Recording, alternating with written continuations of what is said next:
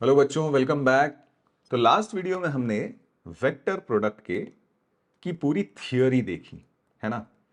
उसके प्रॉपर्टीज, उसका definition, geometrically वो क्या बताता है and everything around the theory of vector product, जिसको हम लोग क्रॉस प्रोडक्ट भी कहते हैं। ठीक है, अब आइए, थियोरी से सिर्फ काम तो चलेगा नहीं, हमें थियोरी से रिलेटेड या थियोरी समझ के एटलीस्ट उस पर सवाल करना आना चाहिए, क्योंकि एग्जामिनेशन में हमसे थियोरी तो पूछी नहीं जाएगी, हमसे पूछा जाएगा कि भाई इसके सवाल करो, है ना। तो आइए देखते हैं फिर क्वेश्चंस किस तरीके से आते हैं वेक्टर प्रोडक्ट के और उनको सॉल्व किस तरीके से करते हैं।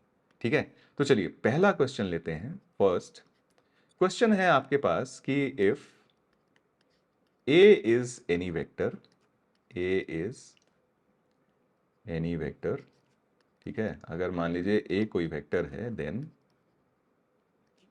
Find value of. तो यहां पे दो सवाल मैं दे रहा हूं आपको।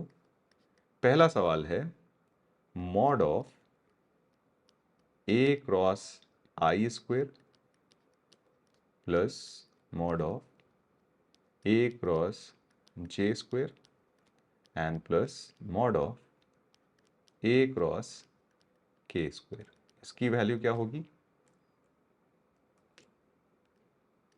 और इसी में मैं एक और सवाल इंक्लूड कर रहा हूं, सेकंड क्वेश्चन, दैट इज आपको अब वैल्यू बतानी है A dot I times A cross I, है ना, plus A dot J times A cross J and plus A dot K cross A dot K times A cross K. ठीक है, तो ये हमें सॉल्व करना है। देखिए, अगर आपको कभी भी इस तरीके का सवाल मिले, ठीक है, तो जो स्टैंडर्ड मेथड होना चाहिए आपका सॉल्व करने का, ठीक है, वो ये होना चाहिए कि आप वेक्टर को पहले कंपोनेंट फॉर्म में मान लो। ठीक है, तो लेट अस से हमारे पास जो वेक्टर है A, this is a1i plus a2j and plus a3k। ऐसा इसलिए क्योंकि देखिए, हमें आई के साथ क्रॉस प्रोडक्ट लेना है, जे के साथ क्रॉस प्रोडक्ट लेना है और के के साथ क्रॉस प्रोडक्ट लेना है, और वेक्टर ए के बारे में हम कुछ भी नहीं जानते। ठीक है, तो प्रेफर हम ये करेंगे कि अगर आई के साथ, जे के साथ और के साथ क्रॉस प्रोडक्ट लेना है तो हमारे पास आई, जे और के टर्म्स हों सवाल में। तो हम क्या करेंगे, ए को इस तरीके से कंपोनेंट फॉर्म में मान लेंगे। ठीक है, अब आइए पहला सवाल देखते हैं। तो फर्स्ट पार्ट में हमें क्या निकालना था, mod of A cross I square plus mod of A cross J square, है ना, and plus mod of A cross के स्क्वेयर। ठीक है, ए की वैल्यू हम यहां सब्सटीट्यूट कर देते हैं, तो ये हमारे पास हो जाएगा मॉड ऑफ, ठीक है, a1i plus a2j plus a3k, है ना, और इसका क्रॉस हमने किसके साथ लिया, आई के साथ। ठीक है, similarly plus a1i plus a2j plus a3k, cross product किसके साथ ले रहे हैं हम, ये स्क्वायर भी था, है ना, क्रॉस j एंड प्लस आपके पास वापस से a1i plus a2j and plus a3k, और इसका क्रॉस हमें किसके साथ लेना है, क्रॉस k होल स्क्वायर, है ना।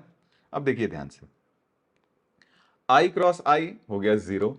ठीक है, चलिए इस तरफ से लेते हैं क्योंकि डायरेक्शन इंपॉर्टेंट है। तो i cross i is 0, j cross i minus k हो जाता है, तो यहां पे हो गया minus a2k, and then k cross i, so k cross i is j।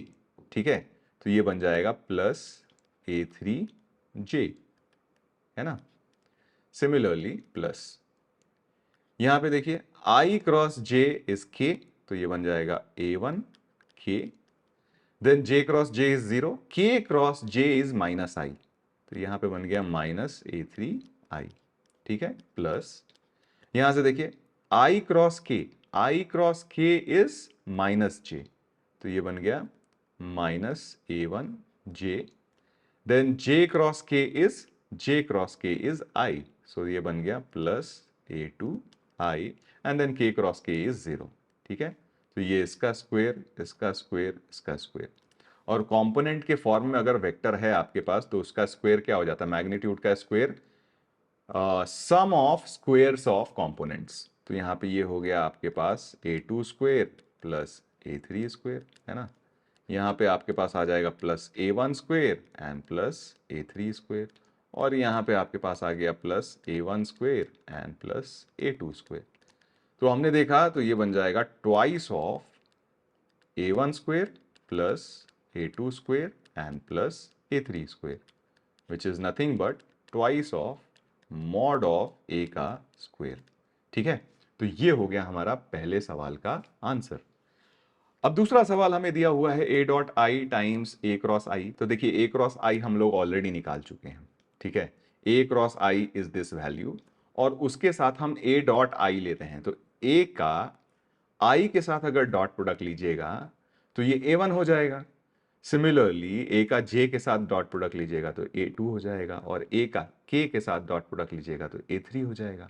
तो बस हमें क्या करना है, इन वैल्यूज में ये जो वैल्यू हमने निकाली है इसमें इस वाले टर्म में a1 मल्टीप्लाई करना है, इस वाले टर्म में a2 मल्टीप्लाई करना है, और इस वाले टर्म में a3 मल्टीप्लाई करना है। तो सेकेंड पार्ट हमारा हो जाएगा, सेकेंड पार्ट a1 इंटू, ठीक है, ये हमारे पास a क्रॉस आई, तो यहाँ पे हो जाएगा हमारे पास -a2k एंड +a3j, है ना, +a2, और ये बन गया हमारे पास a1k -a3i एंड +a3, ये बन जाएगा हमारे पास -a1j एंड +a2i।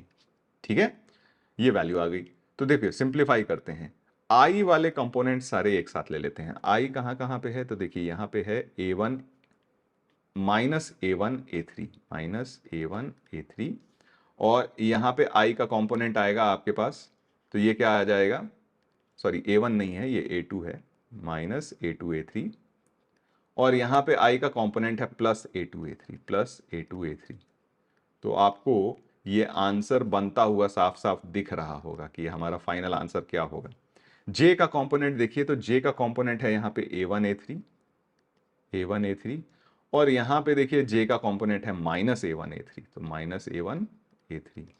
सिमिलरली अगर हम k का कंपोनेंट निकालें तो k का कंपोनेंट आपको यहाँ से मिल रहा है a1 a2, और यहाँ से मिल रहा है -a1 a2, यानी ये टर्म भी कैंसिल, ये टर्म भी कैंसिल, ये टर्म भी कैंसिल, तो सारे कंपोनेंट्स हो गए 0, यानी हमारा वेक्टर ही क्या हो गया, 0।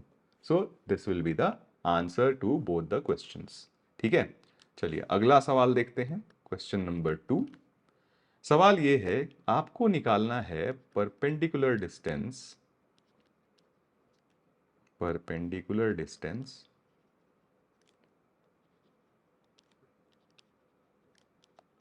ऑफ, मान लीजिए हमारे पास एक पॉइंट ए है, of point A from line joining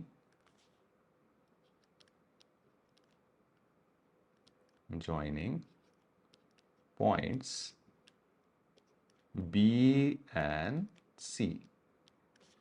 ठीक है, ये क्या होगा, ठीक है, we have to find out perpendicular distance of a point A from line joining points B and C. तो देखिए सिचुएशन क्या हुआ, सिचुएशन ये हुआ कि हमारे पास एक लाइन है, जिस लाइन पे, जो लाइन हमारा पॉइंट बी और पॉइंट सी से पास करता है, और एक पॉइंट है मान लीजिए हमारे पास ए नॉट ऑन द लाइन। तो इस पॉइंट से इस लाइन पे हमें क्या निकालना है, परपेंडिकुलर डिस्टेंस निकालना है। ठीक है, सपोज ये डिस्टेंस मैं d बोलता हूं, तो ये d की वैल्यू निकालनी है। अब कैसे निकालें हम, तो देखिए ध्यान से, अगर मैं इसको ज्वाइन कर दूं, इस पॉइंट को और इस पॉइंट को, ठीक है, तो ये क्या हो जाएगा, हमारे पास एक ट्रायंगल हो जाएगा। अच्छा, ट्रायंगल का एरिया तो निकाल ही सकते हैं, और एरिया क्या हो जाएगा हमारा, half base into height. So the area of the triangle will be half, position vectors के रिस्पेक्ट में हमने देखा था कि एरिया हो जाता है half a cross B plus B cross c and plus C cross a, ये होता है। और एरिया का हमने जो डेफिनेशन देखा है वो क्या हो जाता है, हाफ बेस। तो बेस का लेंथ यहां पे क्या होगा, मॉड ऑफ बी माइनस सी, है ना, और into height that is D, और यही डी की तो वैल्यू निकालनी है हमें। तो आइए डी की वैल्यू यहां से निकाल लेते हैं, हाफ हाफ कैंसिल हो गया, ठीक है। तो हमारे पास हमारा जो परपेंडिकुलर डिस्टेंस डी था ये बहुत आसानी से आ गया, that is A cross B plus B cross C plus C cross A upon, तो ये दोनों मैग्नीट्यूड है, upon magnitude of B minus C, ठीक है। So this will be the answer, ठीक है। ऑल राइट, अगला एक और सवाल लेते हैं, let's do another question. Question ये है कि आपके पास मान लीजिए एक पी वेक्टर दिया हुआ है, से this is 2i plus 3j plus k। आपके पास एक क्यू वेक्टर दिया हुआ है, suppose this is i plus 2j plus k, और तीसरा आपके पास आर वेक्टर भी दिया हुआ है, और ये दिया हुआ है आपके पास alpha I plus beta J and plus gamma K, ठीक है। अब ये दिया हुआ है कि R is perpendicular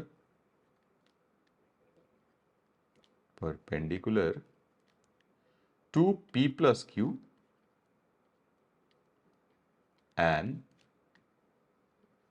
P minus Q, ठीक है। आर जो है वो पी प्लस क्यू और पी माइनस क्यू के परपेंडिकुलर है, and mod of R is equal to √3 दिया हुआ है, ठीक है।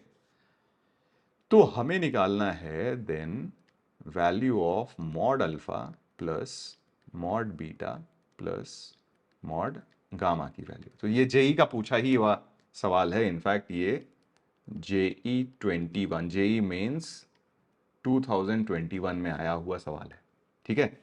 बड़ा सिंपल सा सवाल है, ध्यान से समझेंगे। हमारे पास पी क्यू गिवन वेक्टर्स हैं, आर एक अननोन वेक्टर है, लेकिन ये अननोन वेक्टर कैसा दिया हुआ है कि ये p प्लस क्यू और p माइनस क्यू के परपेंडिकुलर है।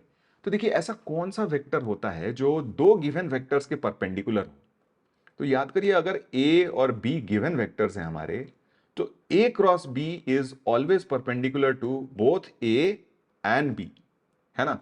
तो एक काम करते हैं कि अगर हमें पता है कि r जो है वो p प्लस क्यू और p माइनस क्यू दोनों के परपेंडिकुलर है, तो ये जो दोनों का क्रॉस प्रोडक्ट होगा, इन दोनों का जो क्रॉस प्रोडक्ट होगा, आर का डायरेक्शन उस क्रॉस प्रोडक्ट के अलोंग होगा, है ना। So what we need here is, आप चाहें तो p प्लस क्यू और p माइनस क्यू दोनों निकाल लें। तो चलिए हम p प्लस क्यू और p माइनस क्यू ही एक साथ निकाल लेते हैं। So R p plus Q will be, ठीक है, क्या हो जाएगा, 2 प्लस 1 दैट इज 3i, यहां पे बन गया 3 प्लस 2 दैट इज 5j, और यहां बन जाएगा 1 प्लस 1 दैट इज 2k, ठीक है। ये p प्लस क्यू हो गया, p माइनस क्यू निकाल लेते हैं। p माइनस क्यू हो जाएगा हमारे पास 2 minus 1 that is i, 3 minus 2 that is j, and 1 minus 1 0 हो गया, ठीक है।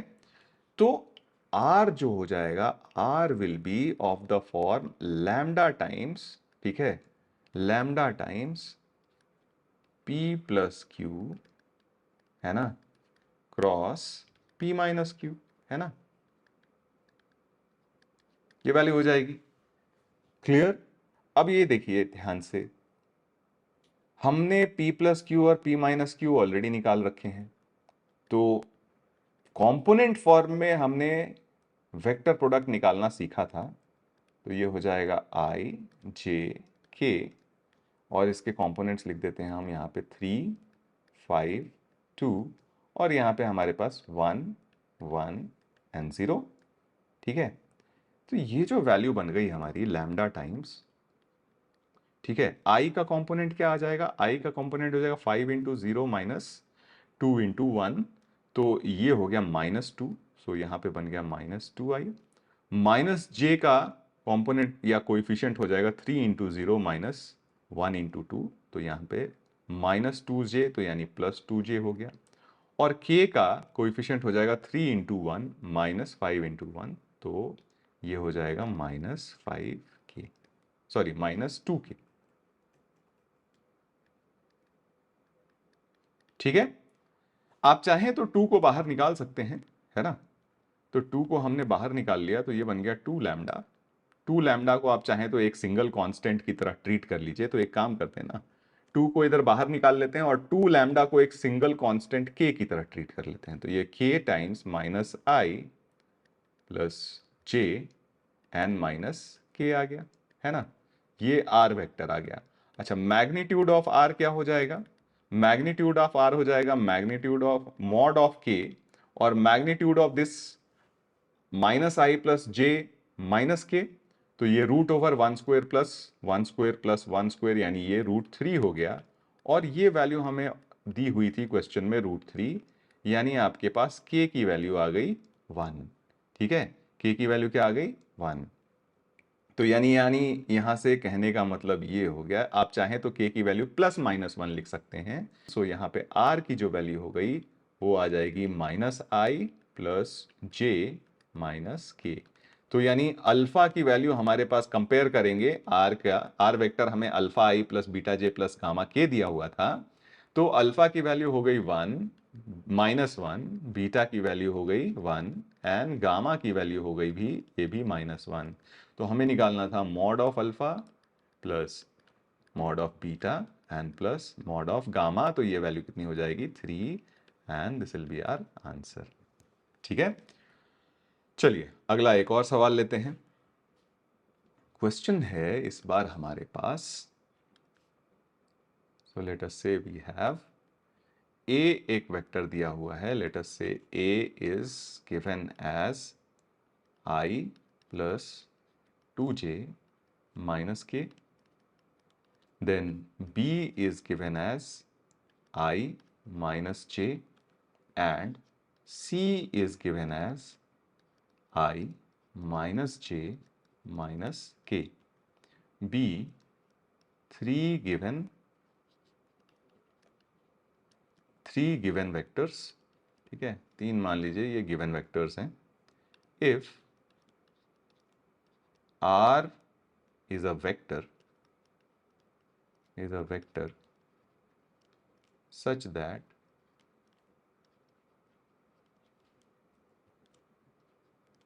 that r cross a is equal to c cross a and r dot b is equal to 0, ठीक है, देन r डॉट ए की value क्या होगी ये हमें बताना है। ये भी आपको जेई में पूछा हुआ सवाल है 2021 में, ठीक है। चलिए इसको सॉल्व करते हैं। सॉल्यूशन, पहले तो हमें जो इंफॉर्मेशन दिया हुआ है, तो ए वेक्टर दिया हुआ है, बी वेक्टर दिया हुआ है, सी वेक्टर दिया हुआ है। चलिए यहां से हम कुछ आगे बढ़ते हैं। तो हमें निकालना क्या है, r डॉट ए निकालना है। तो r डॉट, देखिए क्वेश्चन सॉल्व करने का ना एक तरीका होता है। तरीका क्या होता है कि आप सबसे पहले देखिए कि क्वेश्चन में आपको निकालना क्या है। सबसे पहला आपको ये आइडेंटिफाई करना है। तो इस क्वेश्चन में हमें निकालना है r डॉट ए। अब देखेंगे कि इसको निकालने के लिए कौन सा इंफॉर्मेशन हमें दिया हुआ है। तो ये a वेक्टर तो हमें पता है, r वेक्टर पता नहीं है, यानी अब हमें ये पता चल गया कि हमें r वेक्टर ढूंढना है। अब देखेंगे कि r वेक्टर को ढूंढने के लिए क्या इंफॉर्मेशन दिया हुआ है सवाल में। तो यहां पे देखिए एक इंफॉर्मेशन, मतलब एक ही इंफॉर्मेशन अब हमारे पास अवेलेबल है r वेक्टर को ढूंढने के लिए, and that is this information. ये इंफॉर्मेशन है हमारे पास कि भाई r एक ऐसा वेक्टर है जहां पे r cross a is equal to c cross a दिया हुआ है, ठीक है। अच्छा ठीक है, चलिए इसी का यूज करते हैं। तो हम क्या करते हैं, इधर जो RHS में टर्म है उसको LHS में लेते आते हैं। तो ये हो जाएगा R cross A minus C cross A is equal to 0, है ना। अच्छा, हम क्या इसको ऐसे लिख सकते हैं कि R minus c cross a, क्योंकि हम जानते हैं कि वेक्टर प्रोडक्ट जो होता है वो होता है डिस्ट्रीब्यूटिव। तो यहां पे देखिए ये बन जाएगा r cross a minus c cross a, यही तो दिया हुआ था हमें। अब ये आ गया 0। अब ये बताइए कि दो वेक्टर का क्रॉस प्रोडक्ट आ गया हमारे पास 0। तो ऐसे कौन से टाइप के दो वेक्टर होते हैं जिनका क्रॉस प्रोडक्ट 0 हो। तो क्रॉस प्रोडक्ट 0 होने के लिए आपके पास वेक्टर्स क्या होने चाहिए, उनके बीच का एंगल क्या होना चाहिए, 0 होना चाहिए, क्योंकि मैग्नीट्यूड तो 0 है नहीं। तो दो वेक्टर्स का क्रॉस प्रोडक्ट अगर 0 हुआ यानी उनके बीच का एंगल 0 हुआ होगा। एंगल 0 होने के लिए वेक्टर्स को क्या होना पड़ेगा, कोलिनियर। यानी दिस इंप्लाइज कि R minus C is collinear with A. अब दो वेक्टर्स कोलिनियर हैं, तो यहां पे भी हमने पढ़ा था कि अगर दो वेक्टर्स कोलिनियर हैं तो उनके बीच का जो रिलेशन होता है वो ये होता है कि R minus C is equal to lambda times A हो जाना चाहिए। यानी हम यहां से R को लिख सकते हैं C प्लस लैम्डा ए। अब बात आई कि क्या हमें R की वैल्यू एग्जैक्टली मिल गई, तो अभी नहीं मिली है। कैसे, क्योंकि R जो हमें दिया हुआ है, R जो यहां से हमें मिला है वो C और A पे डिपेंडेंट है। तो C और A तो हमें पता है, लेकिन ये लैम्डा हमें नहीं पता है। यानी अभी भी हमें काम क्या करना है, लैम्डा ढूंढना है। तो लैम्डा ढूंढने के लिए आपको पास एक और रिलेशन दिया हुआ है, that is R dot b is equal to 0। तो इस रिलेशन का यूज कर लेते हैं। तो R डॉट बी, ये हमारे पास वैल्यू 0 थी, तो ये हो जाएगा C dot b and plus lambda times A dot b, है ना। ये वैल्यू आ गई। तो यहां से C डॉट बी हम निकाल ही लेते हैं ना, C और B तो हमें पता ही है। तो C डॉट बी क्या हो जाएगा, 1 इंटू 1 एंड -1 इंटू -1। तो C डॉट बी आ गया हमारे पास 2 plus lambda times A dot b भी निकाल लेते हैं। तो A डॉट बी कितना हो जाएगा, 1 इंटू 1 एंड प्लस 2 इंटू -1, तो ये हो गया -1। ठीक है। तो यहां से हमारे पास, और ये वैल्यू हमें 0 दी हुई थी, तो लैम्डा की वैल्यू क्या आ जाएगी, 2। यानी अब हमारे पास R हमें मिल चुका है। R is basically equal to C plus 2 times of A। ठीक है, C plus 2 times of A। हमें क्या निकालना था, R डॉट A। आप चाहें तो इसको पूरा सिंप्लीफाई करके फिर A के साथ डॉट ले लीजिए, या फिर आप सीधे सीधे यहां पे भी डॉट ले सकते हैं, एज यू विश। ठीक है, तो मैं यहीं पे डॉट ले लेता हूं। R dot A will be equal to C dot A and plus twice of A dot A क्या हो जाएगा, mod of A whole square. तो चलिए C डॉट A पहले निकाल लेते हैं। तो C डॉट A क्या हो जाएगा, 1 into 1 plus 2 into -1 and -1 into 1, तो ये तो हो गया 0, क्योंकि ये हो गया +1 -2 +1, so this is 0 plus twice of mod A square. Mod A square देख लीजिए भाई कितना आ रहा है, तो 1 प्लस 4 प्लस 1, तो ये आ गया 6। तो 2 इंटू 6, आंसर विल बी 12। ठीक है, ये आपका आंसर आ गया। ठीक है, चलिए अगला सवाल देखते हैं। देखिए, क्वेश्चंस आप बहुत अच्छी तरीके से समझते जाइए, और सिर्फ सवाल सॉल्व करना इंपॉर्टेंट नहीं है, किस तरीके से हमने सवाल को अप्रोच किया सॉल्व करने के लिए, वो देखना आपको, वो सीखना आपके लिए बहुत जरूरी है। ठीक है, तो चलिए सवाल ये है कि if x square plus y square and plus z square is equal to 1। ठीक है, जहां पे हमारे पास एक्स वाई जेड क्या है, रियल नंबर्स हैं। ठीक है, तो हमें निकालना है find maximum value of 2x minus y whole square plus 3y minus 2z whole square and plus z minus 3x whole square. इसकी हमें मैक्सिमम वैल्यू निकालनी। ठीक है, चलिए देखिए ये सवाल देख के अगर एग्जामिनेशन में ये क्वेश्चन आ गया ना तो हमें पता नहीं चलेगा कि ये वेक्टर का सवाल है। सिंस हम यहाँ तो वेक्टर पढ़ रहे हैं तो हमें पता है कि किसी ना किसी तरीके से वेक्टर लगना है ना। लेकिन एग्जामिनेशन में ऐसा बोल के थोड़े ना सवाल देगा कि मैं सवाल हूँ भाई, मैं वेक्टर का हूँ, मुझे वेक्टर की तरह से सॉल्व करो, ऐसा तो नहीं है। ठीक है, तो ये ना आपको कई बार क्या होता है कि चीज़ें पहचाननी होती हैं, आपको ध्यान रखना पड़ता है कि ये सवाल मैंने वेक्टर में किया था, तो इसका कोरिलेशन अगर आप एग्जामिनेशन में निकाल पाए तो फिर सवाल बहुत आसानी से हो जाएगा, अगर नहीं निकाल पाए तो बहुत मुश्किल पड़ेगी आपको, है ना। तो यहां पे ध्यान दीजिए कि ये सवाल वेक्टर से हमें करना है, यहां हमें पता है, लेकिन एग्जामिनेशन के लिए हम याद रखेंगे। ठीक है, चलिए अब यहां पे दिख रहा है आपको कि x square plus y square plus z square is equal to 1। तो अगर एक वेक्टर हमने ले लिया x i plus y j plus z k, तो ये दिया हुआ है कि उस वेक्टर का मैग्नीट्यूड हमें 1 दिया हुआ है।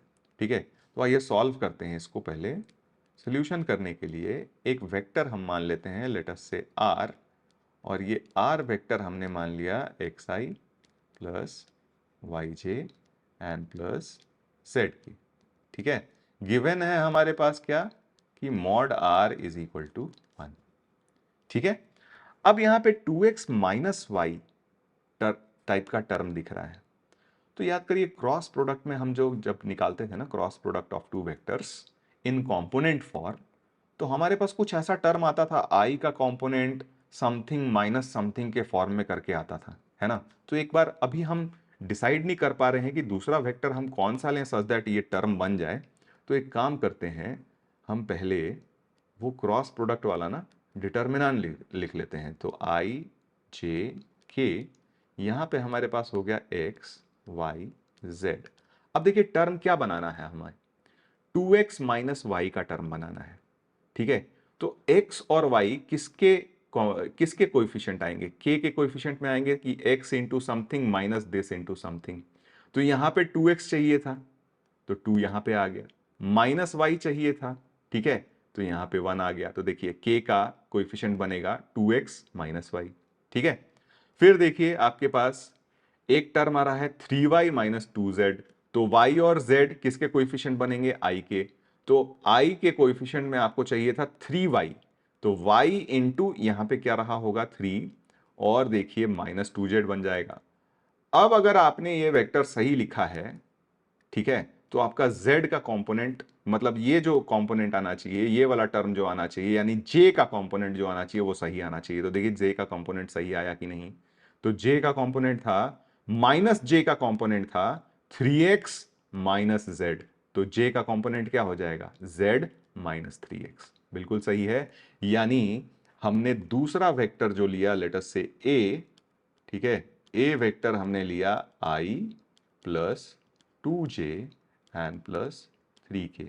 ठीक है, तो यहां से हमारे पास r क्रॉस a जो मिला, r cross a was basically, ठीक है, 3y minus 2z i cap, ठीक है, plus z minus 3x j cap and plus 2x minus y k का। ठीक है, और ये वाला जो टर्म दिख रहा है ये और कुछ नहीं बल्कि इसके मैग्नीट्यूड का स्क्वायर है, यानी mod of r cross a square जो होगा वो हमारे पास ये टर्म बन जाएगा। चलिए अब इसी फॉर्म में लिख लेते हैं, 2x minus Y whole square plus 3y minus 2z whole square and plus z minus 3x whole square.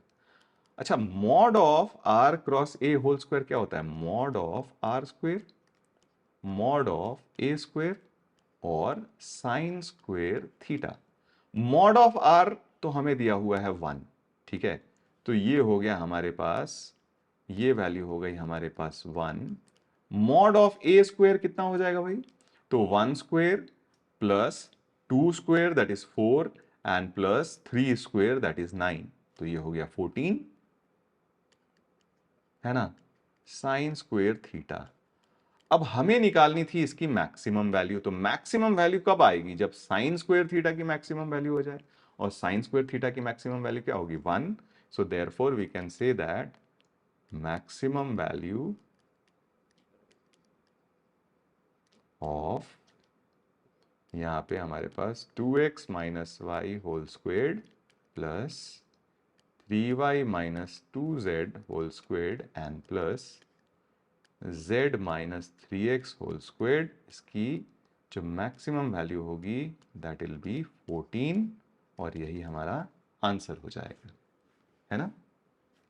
All right, सो काफी सारे क्वेश्चन किए हमने, थियोरी का एप्लीकेशन सीखा हमने, किस तरीके से अप्लाई करते हैं, एग्जामिनेशन में किस तरीके से क्वेश्चन पूछे जाते हैं, हमने लास्ट ईयर के कुछ प्रीवियस ईयर क्वेश्चंस लेके देखे, है ना। तो अब बारी है आपकी इस पे और भी क्वेश्चंस प्रैक्टिस करने की, ठीक है।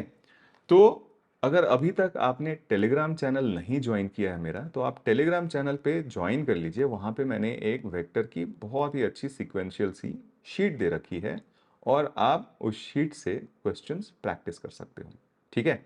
So this finishes this section और this segment of video finishes our vector product. तो थियोरी हमने पहले, इसके जस्ट पहले वाले वीडियो में कवर कर ली थी, और उस पे बेस्ड एग्जांपल्स हमने इस वाले वीडियो में कवर कर लिए, ठीक है। नेक्स्ट आने वाले वीडियोस में अब हम बात करेंगे प्रोडक्ट ऑफ 3 वेक्टर्स, यानी स्केलर प्रोडक्ट ऑफ 3 वेक्टर्स। तो scaler dot product, scale sorry 3 product of 3 vectors के बारे में बात करेंगे। तो वो एक scalar product of 3 vectors and vector product of 3 vectors, ये दोनों हम लोग आने वाले वीडियोस में देखेंगे, समझेंगे, सीखेंगे। सो ऑल राइट बच्चों, all the best for your preparation. I hope these lectures are helping you. ये आपके लिए थोड़ी बहुत नहीं, बहुत ज़्यादा हेल्पफुल होंगे अगर आप इसको सीरियसली फॉलो करें, इसको सीरियसली देखें, ठीक है। तो ऑल राइट बच्चों, तो आप इस चैनल को अभी तक अगर आपने सब्सक्राइब नहीं किया है तो आप सब्सक्राइब कर लीजिए। बेल आइकन को अगर आप क्लिक कर लेंगे तो आपको नोटिफिकेशंस आ जाएंगे कि हमारा नया सेक्शन या नया वीडियो कौन सा आया है, ठीक है, ताकि आपकी प्रिपरेशन कंटिन्यूअस चलती रहे विदाउट एनी ब्रेक। अपने दोस्तों में भी इस चैनल को प्रमोट ज़रूर कीजिए, ठीक है। सो मिलते हैं बच्चों नेक्स्ट वीडियो में। All the best, thank you.